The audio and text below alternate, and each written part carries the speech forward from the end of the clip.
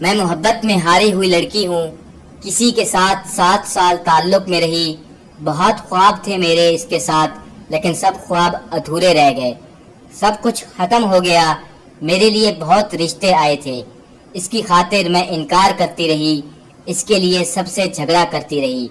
کئی بار امی نے مجھے اس کے ساتھ دیکھ بھی لیا تھا، امی نے مارا تو خودکشی کی بھی کوشش کی۔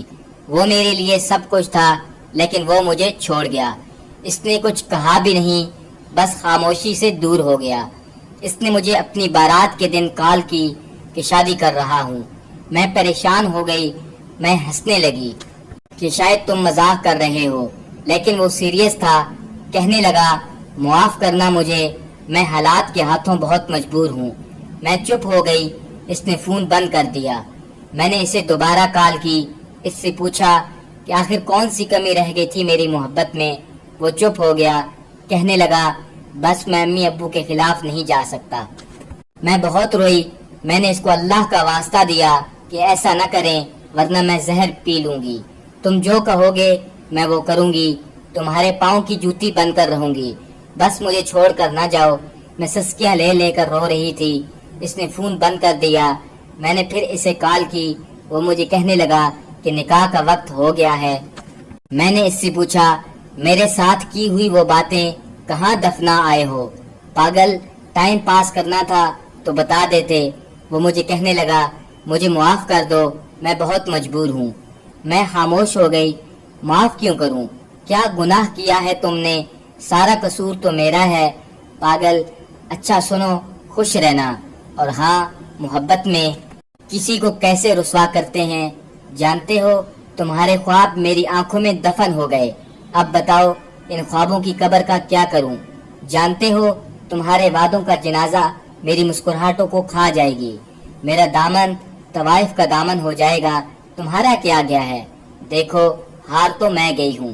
جانتے ہو شاید کہ اب میں اپنے ہونے والے شوہر سے بھی محبت نہ کر سکوں۔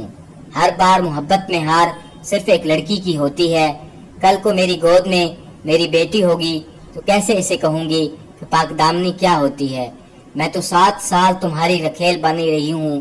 وہ میری سب باتیں خاموشی سے سنتا رہا۔ پھر نہ جانے کب اس نے فون کاٹ دیا، مجھے پتہ ہی نہ چلا۔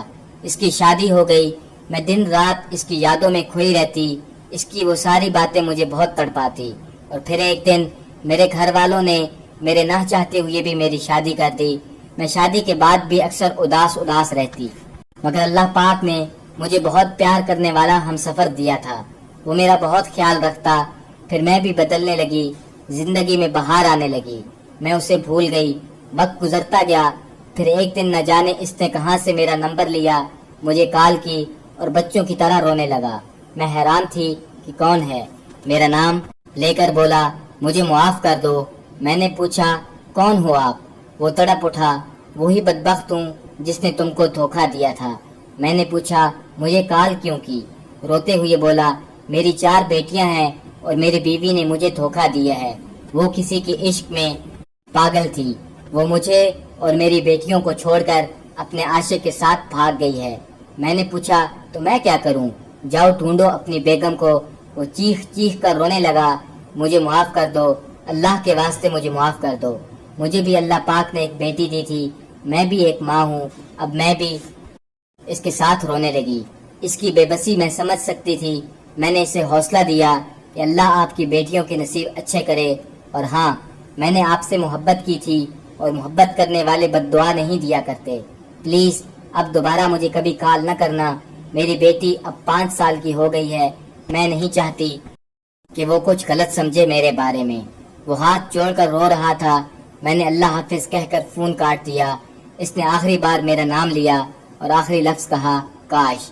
فون بند ہو گیا۔ مجھے آج بھی اس کے وعدے تڑپا دیتے ہیں۔ میں آج بھی اس کے لیے دعا کرتی ہوں، اللہ اس کی بیٹیوں کے نصیب اچھے کرے۔ میرا پیغام ان مردوں کے لیے ہے جو کسی کو ٹائم پاس سمجھ کر کھیل کھیل رہے ہیں۔ یاد رکھیں اللہ سب کچھ دیکھ رہا ہے، سب کچھ، اور پھر مکافات عمل سے کون بچے گا؟ کسی لڑکی کو خواب دکھا کر چھوڑ جانے والے اپنی مسکراتی ہوئی بہن کے چہرے کی جانب ایک بار ضرور دیکھ لیں، کیا پتا کوئی ایسی قیامت آپ کی بہن پر نہ گزرے، یا کیا پتا قیامت آپ کی نظر نہ ہو۔